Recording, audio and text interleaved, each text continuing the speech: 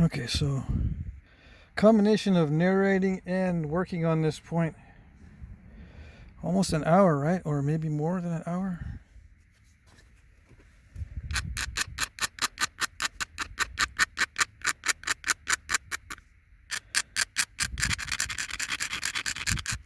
If all goes well, I'm having another auction on Sunday. But I'll do a little video announcing it. Okay, I'm having too much fun with these auctions, so sorry about that. Okay, here we go.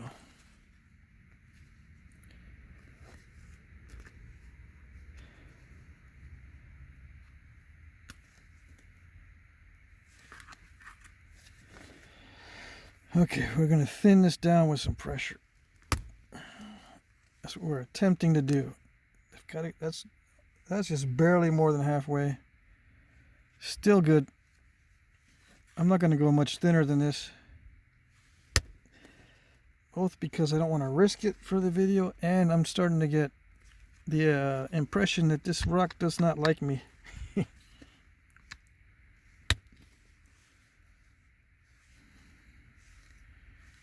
Maybe leave it a little asymmetrical, just for grins and giggles. Why is it lopsided, man? Why is it lopsided? Gotta get some glasses.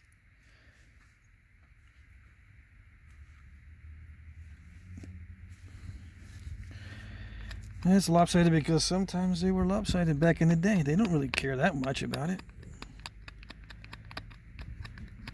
Alright, I'm going to try to get rid of that little lump. And we'll see what happens. Yes. I got rid of enough of it that I'm happy with the result. Okay. So opportunistic flakes from here on in. I'm not going to do any kind of flaking pattern. That comes later on in the future. I'll do some flaking patterns in the future. Just so everything that I'm saying that's false now can become true later. Just because I'm better at it. Right?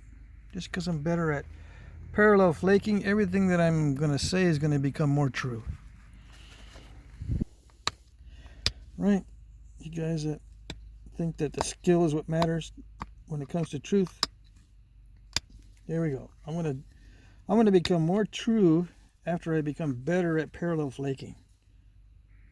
More credible. More worthy of being taken seriously.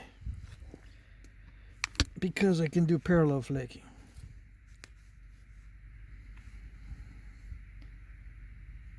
Okay.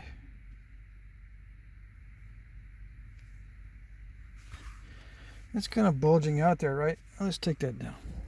I want to see the pyrite, but you know what?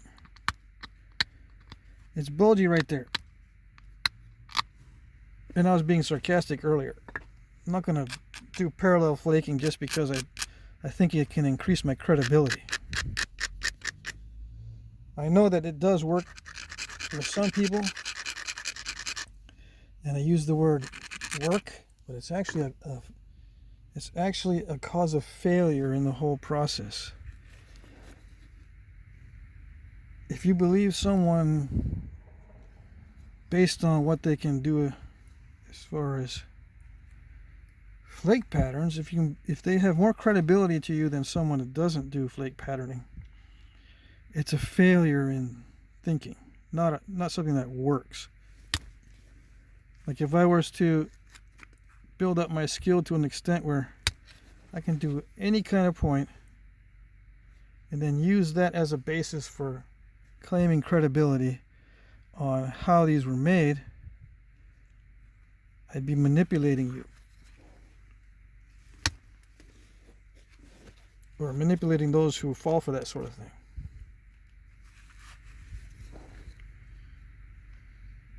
Okay. So don't fall for that sort of thing.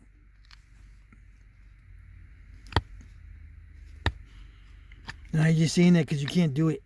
Okay, well, you can believe whatever you want. I've heard it all.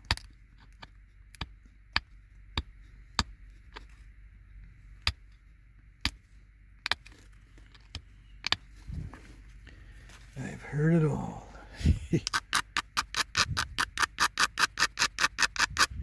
Okay.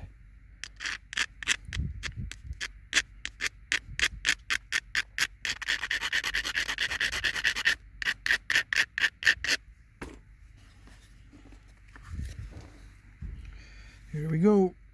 Thinning down the base without breaking off the tip. This one is not too bad. It's kind of robust. I still got to worry about the very tip though. It could catch on my glove is what I mean. Now this might be better with percussion. Yeah, okay. Because the material isn't too bad down at this end, I might be able to do some good with percussion. Percussion doesn't work on the tip on this one because the material's not as good as down here. Down here I can probably get a long, wide flake. Alright. Okay, hold it so it doesn't snap in the middle.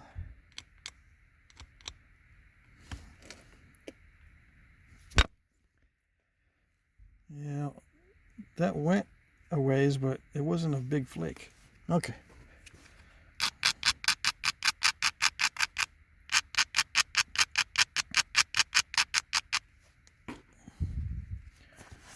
Going for Meadowood here. I'm not sure how thin they were at the base.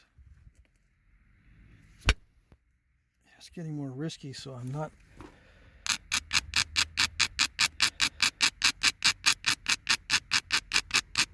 hitting this very hard. I should be hitting it like I want to flute it, right? Yeah. I should be. Let's see.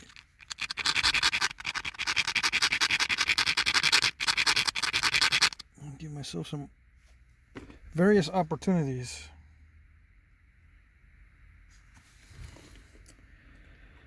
Hold it so it doesn't break.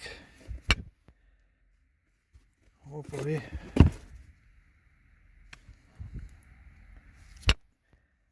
I hate to break it at this stage. No, that wasn't very good. Here we go.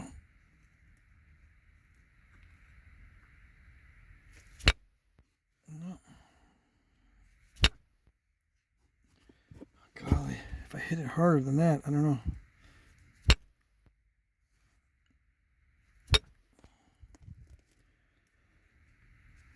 Yeah, I guess I had to hit it that hard.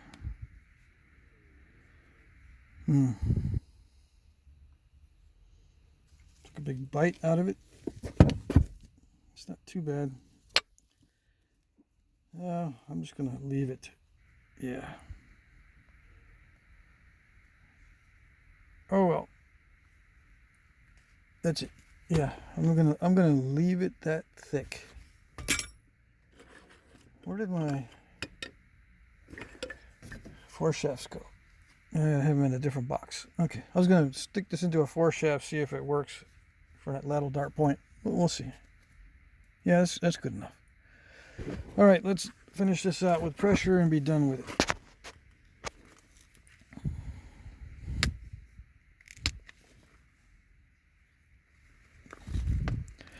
Meadowood has a straight base, I believe, right?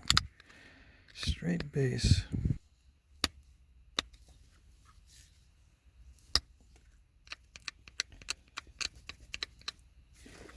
And for those who wanted to see a real thin point on such bad material, might have to look elsewhere because I'm not going to risk going thinner.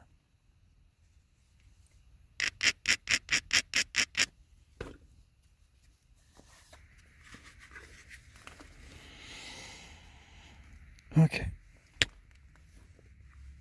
And I normally can't get very far with thinning with pressure, except near the tip, of course, because it's more narrow there.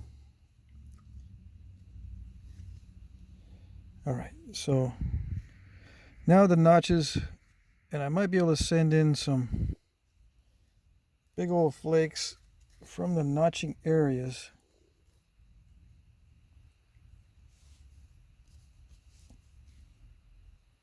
But I don't think so. So this is a good preform. Meadowoods had the notches down close to the base. Yeah, all right. From what I remember, Meadowoods have their notches close to the base. I might be able to drive some good flakes inward, but I gotta watch it because I could easily take off that ear.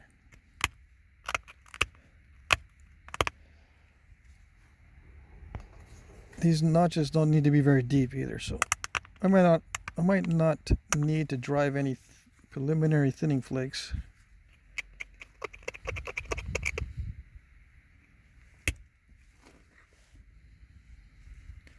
That one went pretty good, actually. But that's all I need on this side. Is it showing up?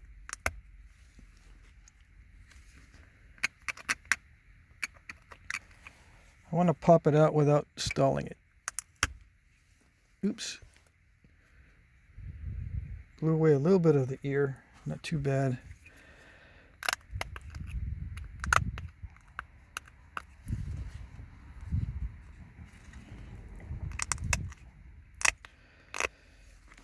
Makes it easy to notch the other side, since this one is quite wide now.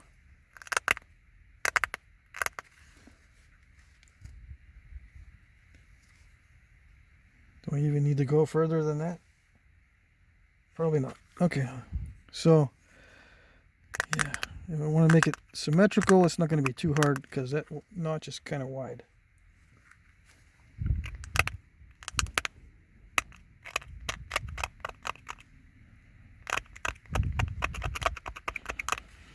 Just got to be careful not to go too wide with it. When I pop these out, okay, here we go.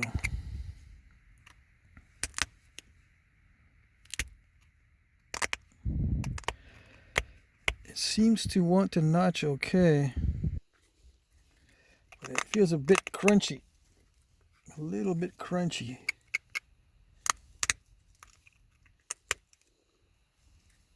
I gotta watch the tip. I can feel it digging into my glove on that side. And I just hit the pant leg with it. Here we go. All right. I want to pop these out without stalling.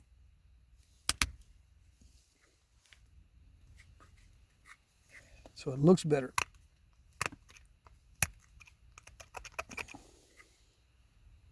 Okay.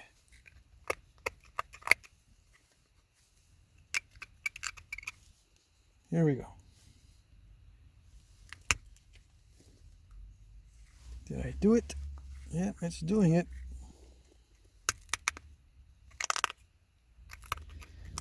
The material is not too bad for notching. I've tried a lot worse, but it's still not that great. Okay, last one. Here we go. Ooh, that's crunchy. Well, it still looks okay.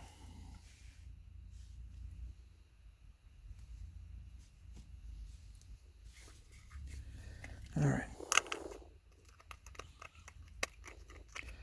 Last one on that side, but this side I could use another one. Just because it looks a little crackly right there. I don't know. Does it look all right? We'll see. I'd rather have a nice smooth pop out. Famous last words, right? Oh well. Let's see.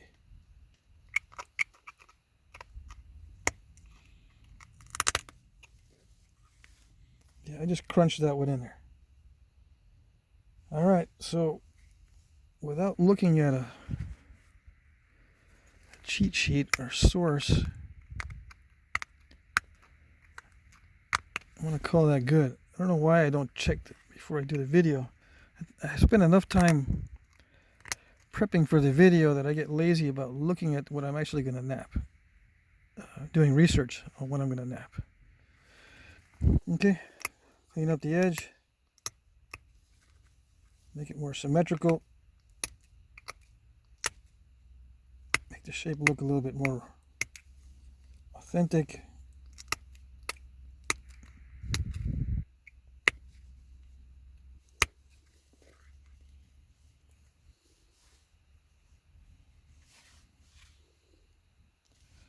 Can I deepen that notch? I might be able to.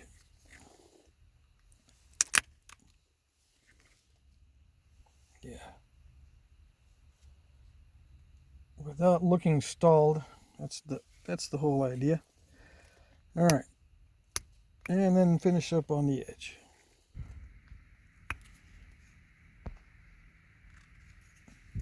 Right? Right.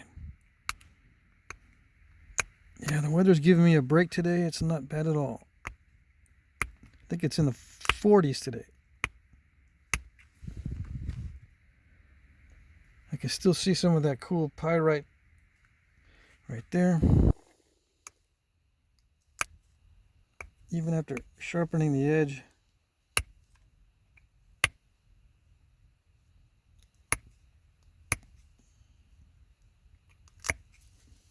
I'll leave that alone just in case.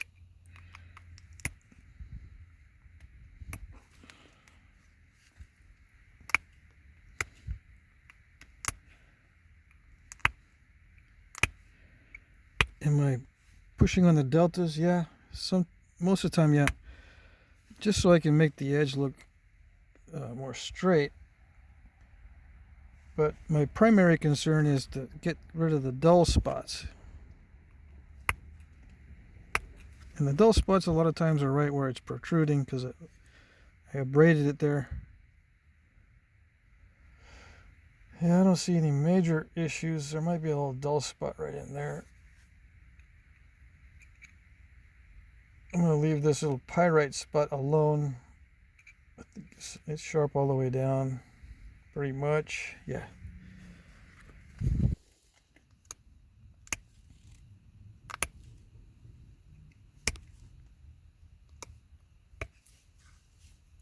It's easy to dull this material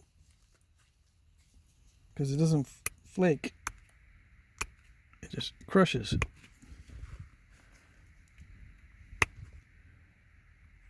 So if you have a material that crushes, sharpening it is going to be an issue, difficult issue. A lot of obsidian is that way.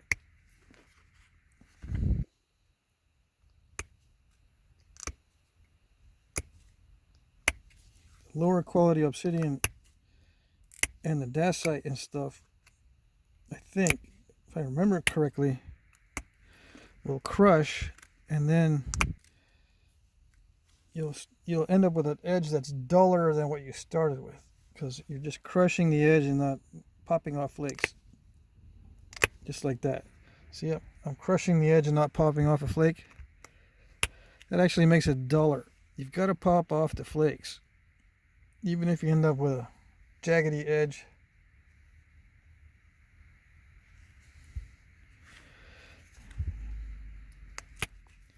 Got to make sure you pop those flakes off. All right, so that's a Meadowood as far as I'm concerned. Let's see.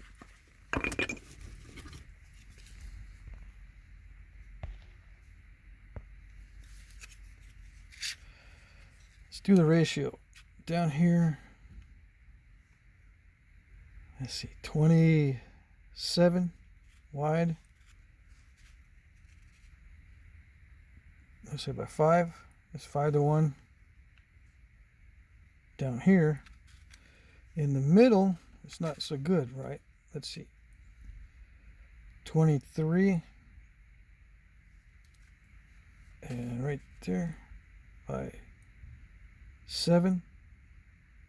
That's like 3:1. All right. Okay, so 3:1 in the middle, 5:1 where I'm hafting it.